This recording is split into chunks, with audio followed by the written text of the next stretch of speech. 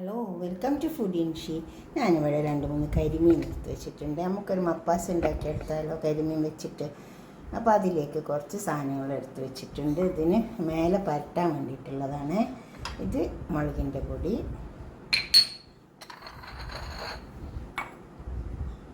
ഇതെല്ലാം കൂടെ നമുക്ക് ഇതിലിട്ടിട്ട് ചേർത്തെടുക്കണം. മുളകിൻ്റെ പൊടി, അതുപോലെ തന്നെ മഞ്ഞളിൻ്റെ പൊടി, പെരുംജീരകത്തിൻ്റെ പൊടി,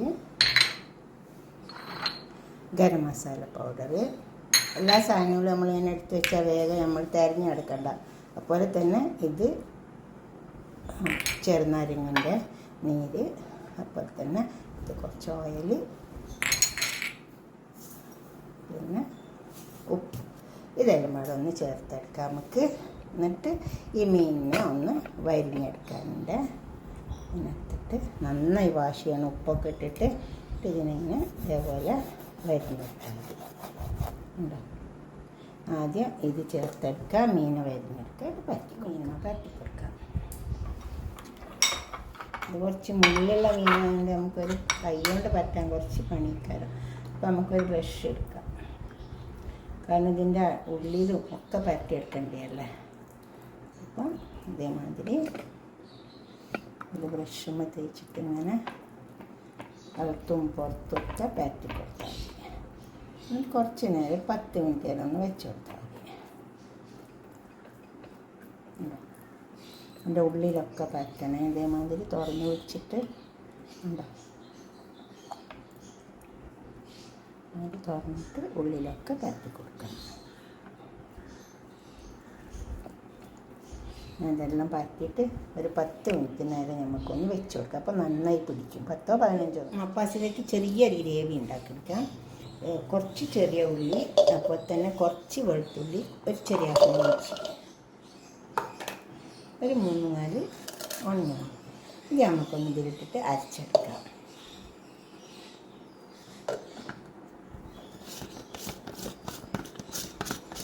നല്ല പാത്രം നല്ലോണം ചൂടായി വന്നിട്ടുണ്ട്. നമുക്ക് മീൻ കായാൻ പറ്റിയത് അതിൽ വെച്ചു കൊടുക്കാം.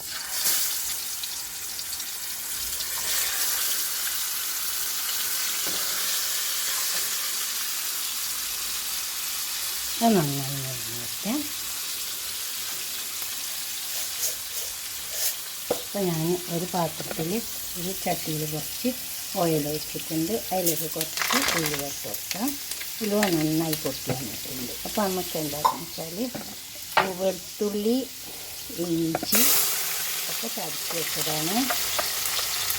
ചെറിയ ഉള്ളി എന്താ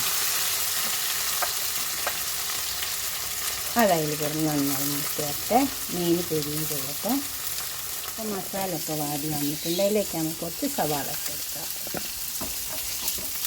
സവാള ഒന്ന് മൂത്ത് വരുന്നേ ഉണ്ടോ, ഒന്ന് മൂക്കട്ടെ ഉണ്ടോ.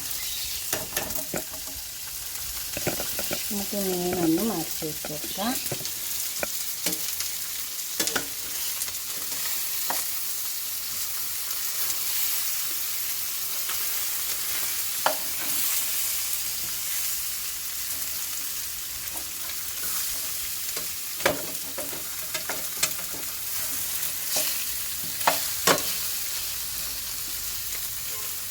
ആ വശം ഒന്ന് ഒഴിച്ച് വെക്കാം. പാലൊക്കെ മൂത്ത് വന്ന് ഞാൻ 3-4 തക്കാളി അരിഞ്ഞ് വെച്ചിട്ടുണ്ട്. അത് ചേർക്കുന്നുണ്ട്. 3-4 പച്ചമുളകുണ്ട്, കുറച്ച് കറിവേപ്പില. ഇനി ഇതൊന്നും ഇതിൽ കിടന്ന് നന്നായി വെന്ത് വന്നു. അപ്പോൾ ഈ തക്കാളി നമ്മൾ പുളി ഒഴിക്കാത്തതുകൊണ്ട് തക്കാളി ഒന്ന് നന്നായി വെന്ത് വന്നിട്ടാൽ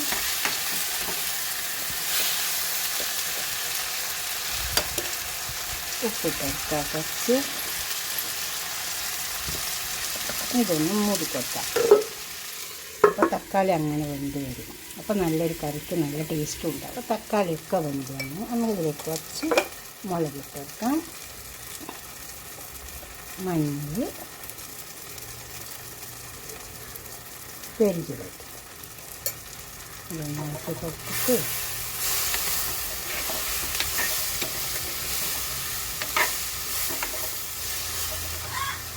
ഇനി ഇതിലേക്ക് കുറച്ച് വെള്ളം ഒഴിച്ച് കൊടുക്കാം. ഇത് ഞാനിത് ചതുക്കിയെടുത്ത വെള്ളം പാത്രത്തിൽ തന്നെ വെള്ളം എടുത്തിട്ടുണ്ട്.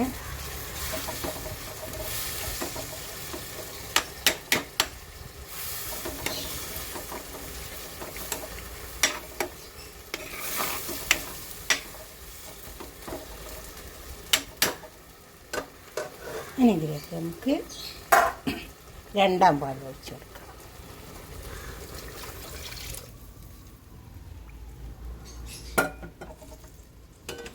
എന്നിട്ട് മീൻ ഇതിലേക്ക് വെച്ച് കൊടുക്കാം.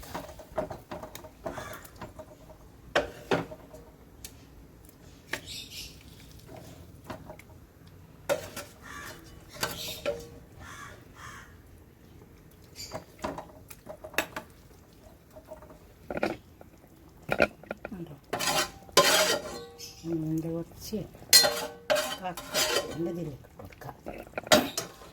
കുറച്ച് സമയം ഒന്ന് മൂടി കൊടുക്കാം. മൂടിക്കട്ടെ കുറച്ച് സമയം. മീനൊക്കെ വെന്ത് വന്നു.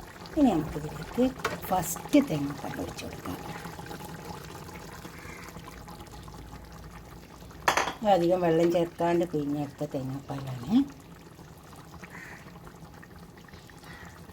കറി നല്ല കുറുകി വരും.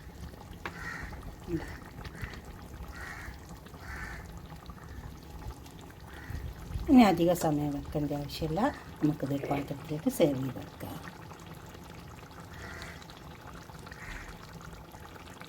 ഒരു 2-3 മിനിറ്റ് ഒന്ന് തിളച്ചാൽ മതി. അധികം തിളക്കേണ്ട ആവശ്യമില്ല. ഇങ്ങനെ ഇതേപോലെ തന്നെ പദം വന്നാൽ മതി. അപ്പോൾ നമുക്ക് ഓഫാക്കി കൊടുക്കാം. നമുക്ക് തുറക്കാം. ഇനി ഇത് പാത്രത്തിലേക്ക് സെർവ് ചെയ്യാം.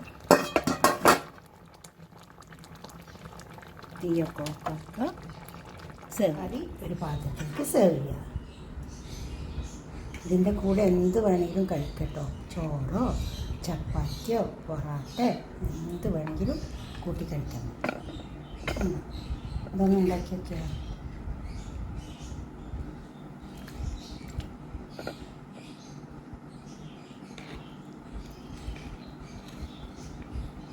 ആദ്യത്തെ തേങ്ങാപ്പാൽ ഒഴിച്ചാൽ പിന്നെ തിളക്കരുത്.